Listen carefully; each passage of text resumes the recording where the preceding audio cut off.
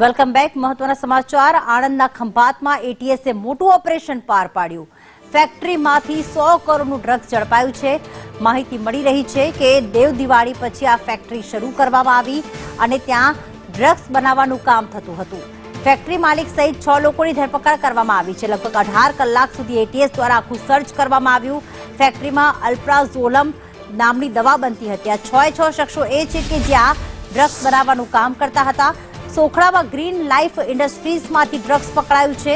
કંપનીમાં ડ્રગ્સ બનાવતા હોવાની બાતમી મળી હતી અને ત્યારબાદ એટીએસે 18 કલાક સુધી સર્ચ કર્યું. આ 6 લોકો ડ્રગ્સ બનાવતા હતા. એમની સામે અન્ય કોઈ સંડોવાયેલું છે કે નહીં તે અંગે તપાસ કરવામાં આવી રહી છે.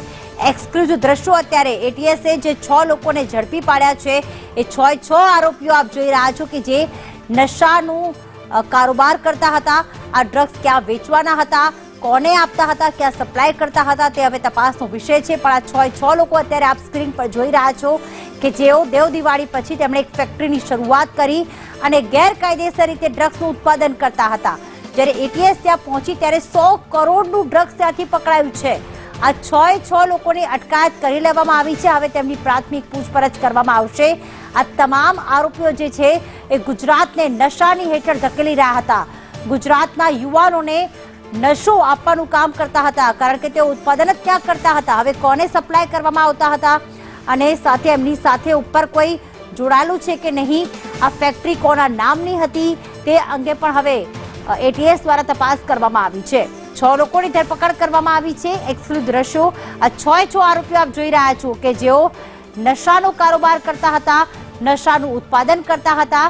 સોખડામાં ગ્રીન લાઈફ નામની ઇન્ડસ્ટ્રીઝ હતી જેમાં આ રીતે ડ્રગ્સ જે છે તેનું ઉત્પાદન કરવામાં આવતું હતું. ડ્રગ્સ બનાવતા હતા અને હાલમાં અલ્પ્રાઝોલમ નામના ડ્રગ્સ જે છે તેનો 100 કરોડનો જથ્થો જે છે તે જપ્ત કરવામાં આવ્યો છે. પરંતુ આટલી મોટી માત્રામાં ત્યાં ડ્રગ્સ આવ્યું કઈ રીતે, આટલી મોટી માત્રામાં અલગ અલગ જે ડ્રગ્સ બનાવવા માટે જે વસ્તુઓનો ઉપયોગ થાય છે તે ક્યાંથી લાવ્યા, કોણે રૂપિયા આપ્યા હતા, આમાં કોઈ ખાસ કોઈ ગેરકાયદેસર રીતે પ્રવૃત્તિ જોડાયેલી છે કે નહીં, અન્ય કોઈ પણ તે અંગે પણ તપાસ કરવામાં આવશે.